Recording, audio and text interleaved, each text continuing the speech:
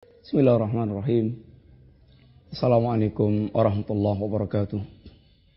Innal hamdalillah wassalatu wassalamu ala Rasulillah wa ala alihi wa ashabihi wa mawalah wala haula wala quwata illa billah ma ba'd. Alhamdulillah para pemirsa yang rahmati Allah, kembali kita insyaallah berjumpa dalam kajian silsilah min wasaya Nabi sallallahu alaihi wasallam, di antara wasiat-wasiat Nabi yang mulia sallallahu alaihi wasallam.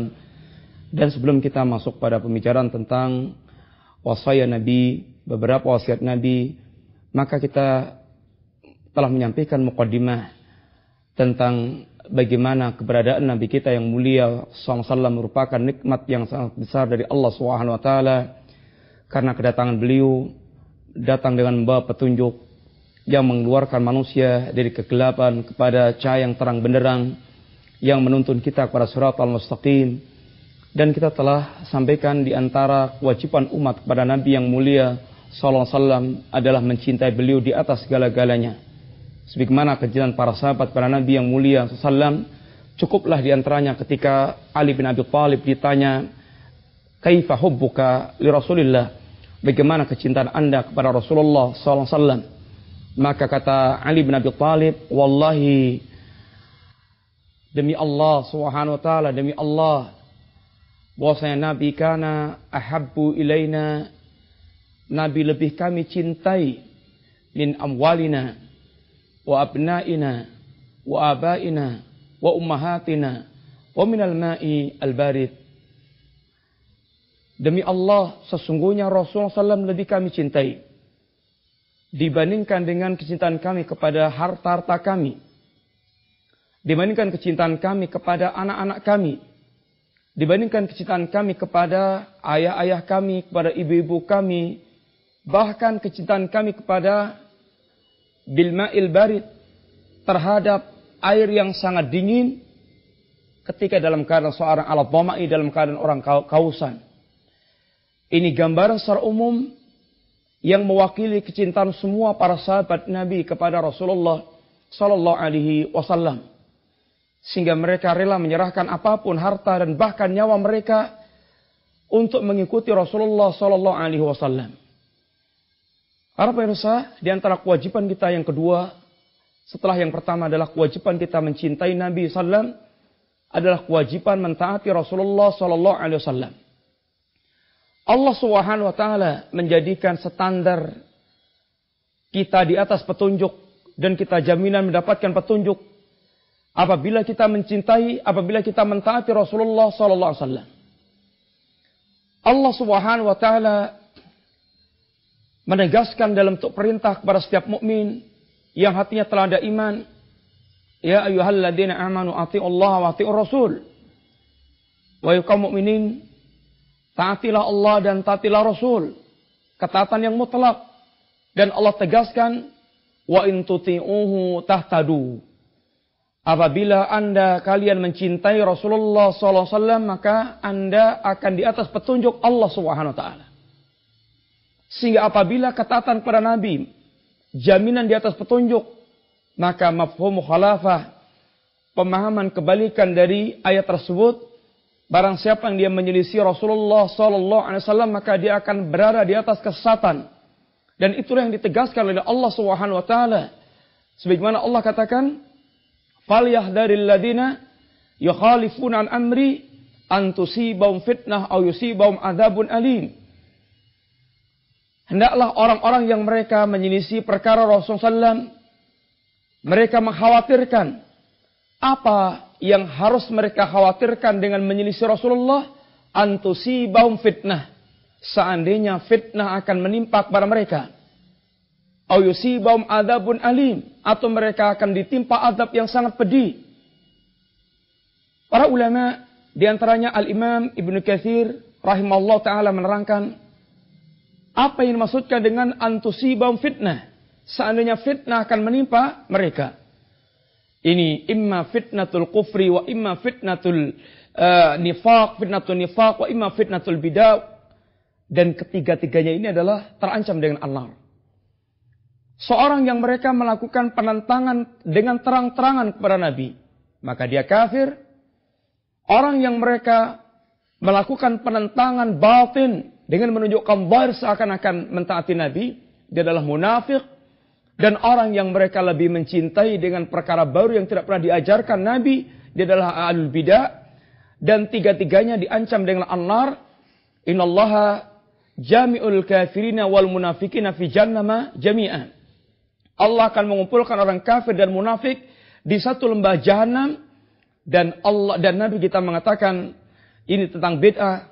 Kullu bid'atin dhalalah wa kullu dhalalatin finnar. Setiap bid'ah sesat dan setiap kesatan dia terminal akhirnya adalah neraka. Sehingga tiga-tiganya baik fitnah kekafiran, fitnah nifaq atau fitnah bid'ah terancam dengan azab an-nar.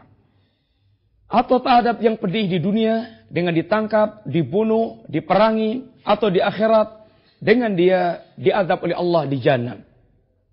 Menyelisih Nabi perkara sangat bahaya dan bisa mengantarkan pada kesatan kehidupan. Sehingga berkata sahabat Ibnu Mas'ud radhiyallahu anhu, beliau mengatakan di antaranya, "Lau taraktum sunnata nabiyukum la dhalaltum." Seandainya kalian sengaja menyelisihi sunnah Nabi kalian, niscaya kalian akan berada dalam kesesatan. Para pemirsa yang dirahmati Allah Subhanahu wa taala, demikian pula ketaatan kepada Nabi memberikan jaminan seorang ke jannah. Dan kedurakan kepada Nabi maka akan menjadikan jaminan dia di neraka. Rasulullah sallallahu alaihi wasallam beliau di antaranya mengatakan, "Kullu ummati yadkhulunal jannah." Semua umatku akan masuk jannah illa man aba, kecuali yang enggan. Tentu kalimat ini mengherankan para sahabat. Jannah yang kenikmatan digambarkan oleh Allah Subhanahu wa taala, ma la ainun ra'at wala udhun wala ainun ma la ainun ra'at wala udhunun sami'at wala khatara ala qalbin bashar. Kenikmatan jannah yang tidak pernah dilihat oleh mata manusia, tidak pernah didengar oleh telinga manusia, dan tidak pernah terlintas dalam hati manusia. Kemudian ada orang yang mereka enggan masuk jannah, tentu sangat mengherankan. Maka mereka bertanya, Rasulullah, wa man ya'ba? Ya Rasulullah, siapa orang yang enggan masuk jannah? Maka Nabi katakan, man ata'ani dakhalal jannah, wa man asani faqad aba.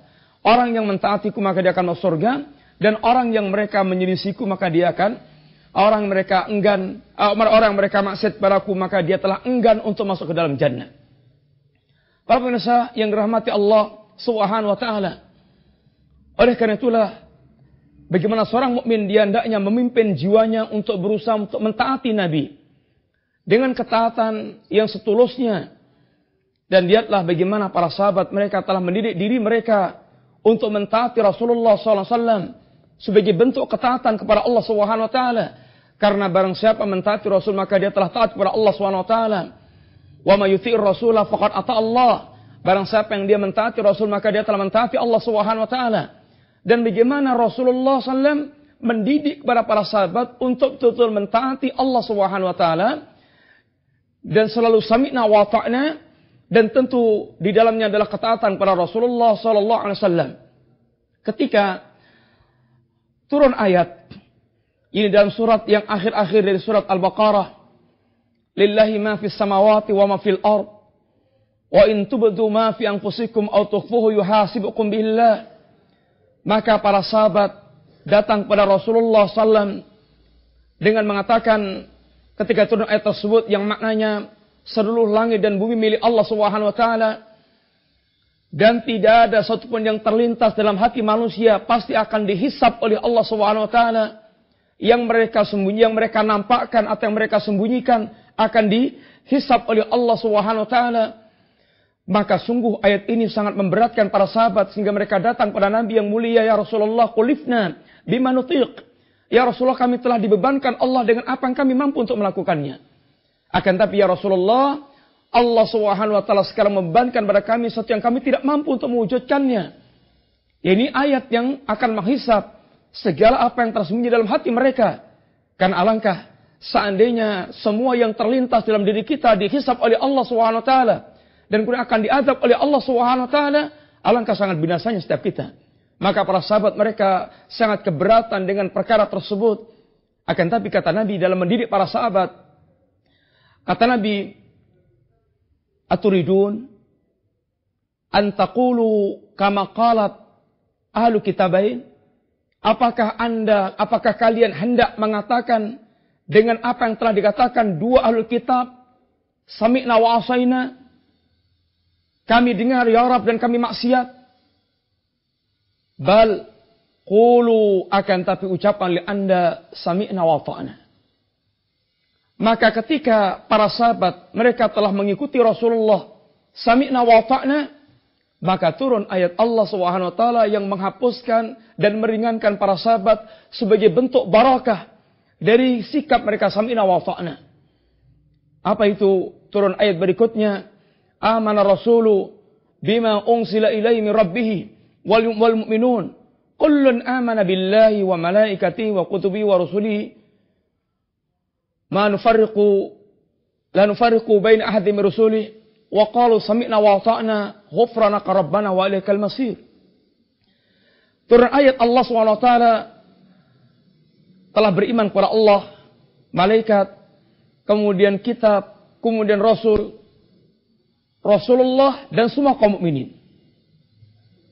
Mereka semua mengimani Allah, malaikat, kemudian kitab, kemudian Rasul, dan mereka dididik oleh Allah SWT dalam mengimani semua para Rasul, tidak membeda-bedakan satu nabi dengan nabi yang lainnya, artinya tidak mengingkari satu nabi dengan nabi yang lainnya. Semuanya Rasul Allah SWT. Karena sehingga mengingkari satu Rasul sama dengan mengingkari semua nabi yang lainnya. Dan ini kita bahas dalam pembicaraan tentang masalah al-iman bi rusul, iman kepada para Rasul. Yang kemudian diajarkan kalimat yang telah diajarkan Nabi, yakni waqalu sami'na wa ata'na, dan mereka mengatakan sami'na wa ata'na ghufranaka rabbana wa ilaikal masir, ya Rabb, ampunan kami ya Rabb, dan kepada Engkau lah kami akan kembali. Dan kemudian turun ayat Allah Subhanahu wa taala yang melepaskan semua beban-beban yang mereka tidak mampu. La yukallifullahu nafsan illa wus'aha. Allah tidak akan membebankan kepada jiwa kecuali sesuai dengan kemampuan mereka. Rabbana la tuakhidna in nasina aw akhtana wa la tahmil alaina isran kama hamaltahu ala alladziina min qablina. Rabbana wa la tuhammilna ma la taqata lana bih wa'fu anna waghfir lana warhamna anta maulana fansurna 'alal qaumil kafirin. Maka ketika turun ayat ini, Nabi jelaskan ketika hamba mengatakan Rabbana la tuakhidna in nasina aw akhtana, ya Rabb, jangan Engkau azab kami dengan sesuatu yang kami lupa atau yang kami salah atau kami lupa. Maka kata Rasulullah SAW, Allah mengatakan, na'am, iya ya hambaku, aku akan penuhi pemerintahanmu. Demikian pula doa yang ketiga Allah mengatakan, ini na'am, wahai hambaku, akan aku penuhi permintaanmu. Ini semuanya diantara barakah di sikap sami'na wa ta'na. Maka bagaimana Nabi SAW menjelaskan tentang keutamaan sikap sami'na wa ta'na, dan sungguh para sahabat Nabi radhiyallahu anhum jami'an telah menunjukkan sikap yang demikian, sikap yang sangat luar biasa. Sehingga di antara kewajiban umat ini pula adalah menyambut setiap seruan-seruan Rasulnya sallallahu alaihi wasallam, yang itu merupakan kewajiban atau yang akan menghidupkan hati seorang, yang kehidupan iman. Yang Allah Subhanahu wa taala mengatakan, ya ayyuhalladzina amanu istajibu lillahi wa lirrasuli idza da'akum lima yuhyikum. Wahai kaum mukminin, sambutlah seruan Allah dan seruan Rasulnya apabila keduanya menyuruh kalian sesuatu yang akan memberikan kehidupan iman bagi kalian. Sesuatu yang akan memberikan kehidupan iman bagi kalian. Sehingga jiwa kalian akan hidup, iman kalian akan hidup, akan menuju pada kesempurnaan kehidupan. Wa'lamu anallah yahulu bainal mar'i wa qalbi. Dan ketahuilah, seandainya kalian tidak menyambut seruan Allah dan tidak menyambut seruan Rasulnya, maka khawatirlah seandainya Allah akan menghalangi hati Anda dengan Allah Subhanahu wa taala. Sehingga berapa banyak orang yang mereka bermaksiat kepada Allah dan Rasulnya, hatinya mulai terhalang, ada sekat, terhijab. Allah membuat hijab antara dia dengan Allah Subhanahu wa taala. Berapa banyak di antara orang yang mereka bergelimang dalam maksiat, hatinya menghitam, kemudian hati mereka seakan terhijab menuju Allah Subhanahu wa taala. Di antara ditandai dengan mata yang beku, yang susah menangis, hati yang keras, yang tidak lembut, yang susah tersentuh oleh hidayah. Maka ini merupakan satu di antara bentuk bagaimana Allah menghalangi hati mereka dari Allah Subhanahu wa taala apabila mereka tidak menyambut seruan Allah dan Rasulnya sallallahu alaihi wasallam. Para pemirsa rahmati Allah, satu contoh yang sangat praktis bagaimana para sahabat mereka menyambut seruan Allah dan Rasulnya. Tentu yang paling gampang di antaranya ketika turun ayat-ayat yang merupakan bentuk larangan Allah Subhanahu wa taala. Di antaranya ketika turun ayat larangan khamr, maka Nabi cukup mengutus satu orang dengan memberikan pengumuman pada mereka keliling di antara penduduk Madinah, kaum mukminin Madinah, dengan mengatakan ala innal khamra qad hurimat. Ketahuilah sungguhnya khamr telah diharamkan oleh Allah Subhanahu wa taala. Maka tidaklah telinga setiap mukmin mendengar seruan utusan Nabi ini kecuali mereka semuanya mengambil simpanan botol-botol khamr dan dituangkan di jalan-jalan sehingga digambarkan seakan-akan gang Madinah banjir dengan khamr. Ketika turun ayat larangan hijab, turun ayat perintah hijab, perintah kepada para sahabat untuk berhijab, menutup aurat sesuai syariat, maka ketika para suami mereka, para laki-laki mereka membacakan pada para istri atau anggota keluarga tentang ayat hijab, maka mereka tidak berpikir lama kecuali mereka segera mengambil kain-kain yang ada untuk mereka jadikan sebagai hijab, sebagai bentuk ketundukan mereka kepada Allah Subhanahu wa taala dan Rasulnya sallallahu alaihi wasallam. Kaum muslimin, para pemirsa rahmat Allah, mudah-mudahan kalimat singkat di antara kewajiban umat para nabi bermanfaat buat kita semuanya.